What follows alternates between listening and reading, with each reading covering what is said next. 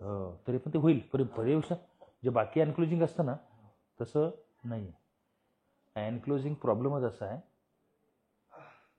की याच्यात पेन फार असतं. ज्याला बोलतो ना आपण बांबू स्पाईन, तेच ते अनक्लोजिंग स्पॉन्डिलोसिस म्हणतात त्याला. सगळं टाईट आहे. हे मला ना असे इकडे फिरवा जरा. ओके, हलकं हलकं ना, बिलकुल एकदम रिलॅक्स राहा. तरी किती वर्षापासून आहे तुम्हाला त्रास? 5-6 वर्ष. लूज सोडा, बिलकुल एकदम नॉर्मल. ओके, माझ्या अंगावर मान टाकून द्यायची. शाबास.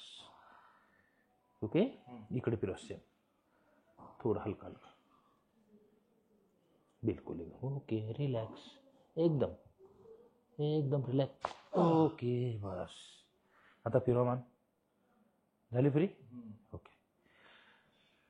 हे काय होतं, हे बांबू स्पाईन असल्यामुळं ना, स्पाईन कसं एकदम स्टिफ झालेलं असतं आणि त्यात एवढं पेन असतं ना की त्याला जास्त फोर्स टाकता येत नाही. पेशंटला सण पण झालं पाहिजे ना. इथे आता सरळ झोपा. कळलं का? फक्त याला काय समजायचं, स्वतः तुम्ही आहे ना जेवढा स्वतःला वेळ द्याल, एक्सरसाइज, सायकलिंग, स्विमिंग फार महत्त्वाचं. आणि त्यासोबत डाईट, जे फर्मेंटेड सगळं बंद करायचं बिलकुल. बेकरीचे प्रोडक्ट वगैरे, जे आंबून बनवलेले जे पदार्थ आहेत ना बेसिक, सगळे सोडायचे. कळलं ना? नॉर्मल रात्री लेट जेवण नाही. रात्री शक्यतो जर फास्टिंग केली तर अनक्लोजिंगवाल्यांना चांगला रिझल्ट अजून मिळतो. स्टिफनेसही कमी होतो आणि ॲसिडिटी वाढत नाही. पहिली गोष्ट, 7च्या नंतर जेवायचंच नाही. स्पष्ट. भूक नसेल तर जेवूच नाही, माझं वैयक्तिक मत आहे. अलग लक्षात. आणि असेल तर सरळ भूक लागली तर सूप वगैरे प्या. झोपा. पहिले सरळ झोपा. थोडंसं हे स्पाझम काढून.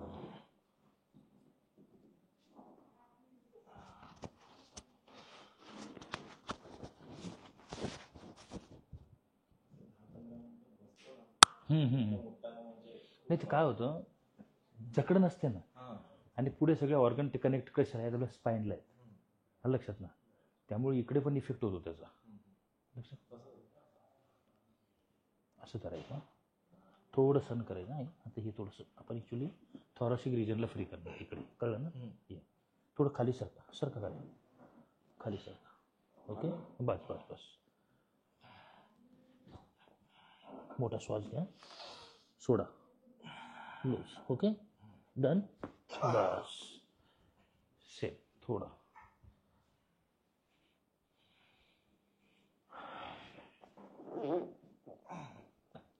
रिलॅक्स आहे एकदम, बिलकुल बिलकुल सेम. घ्या श्वास, सोडा, लूज लूज. अजून एकदा. बस बस बस. Okay, relax. जरा माझ्याकडे फिरा.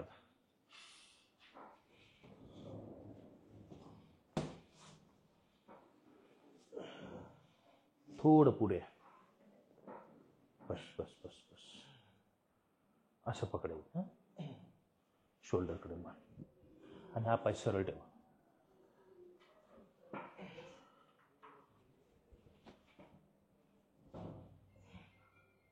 श्वास घ्या, सोडा. बिलकुल बिलकुल एकदम रिलॅक्स. Loose loose loose. अजून एकदा. Loose loose loose loose. बस. मोठा श्वास. डीप ब्रीथ करायचं. ठीक आहे ना? कसं आहे, थोडंसं दुखेलच पण थोडं सहन करा. कारण ह्या एन्क्लोजिंगमध्ये पर्याय नसतो. आणि ते वटीभर आपण काय दुखतं म्हणून आपण काय करतो, मग अजून बॉडी एकदम अशी बसून स्टिप करतो आपण. मुवमेंट करत नाही. मुवमेंट नाही केली तर अजून पकडतो. त्याला थोडंसं घरी गरम शेक द्यायचा, ऑइल लावायचं, परत मुवमेंट थोडी एक्सरसाइज स्ट्रेचिंगच्या करायच्या. असं का? हे बघ, हलकं हलकं थोडं थोडं ना निघेल बरं. हे बघ, हे बघ. बस, डन.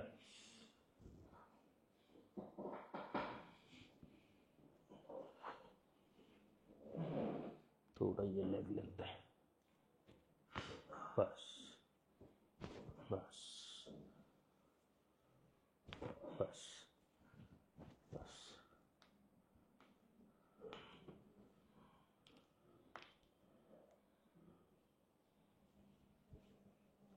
बिल्कुल फ्री है, रिलॅक्स. बस सेम. लूज. बस सगळं टाईट असते सगळं. काय करूया माहिती आता आपण थोडंसं बॉडीचं सिस्टम. हात पोटावर ठेवा.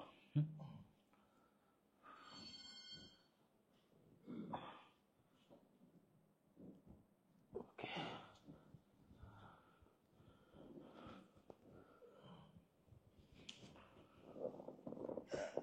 बस ओके.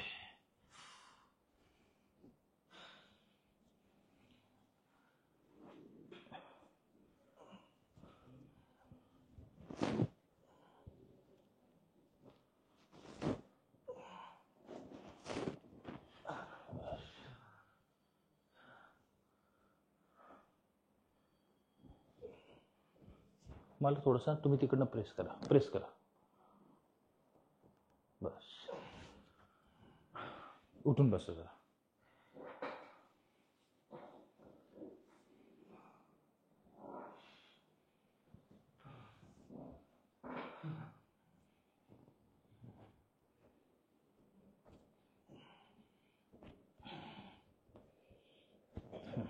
ठीक आहे.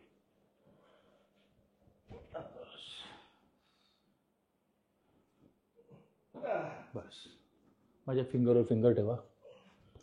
श्वास घ्या, सोडा. Loose loose loose.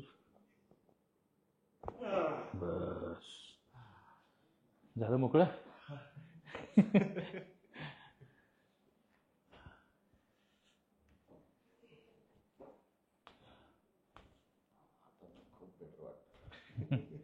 फक्त स्वतःना तुम्ही स्वतः मेहनत करायची.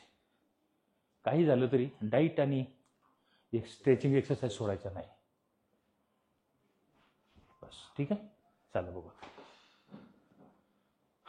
आता मानेची मुवमेंट पण बघा कशी वाढली असेल आता. ओके. बऱ्यापैकी ट्रॅपिजेस पण ओपन झाले. डन. चलो थँक्यू.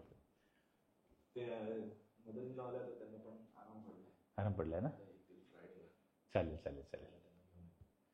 फक्त तुम्ही स्वतःकडे लक्ष द्या. हां चलो.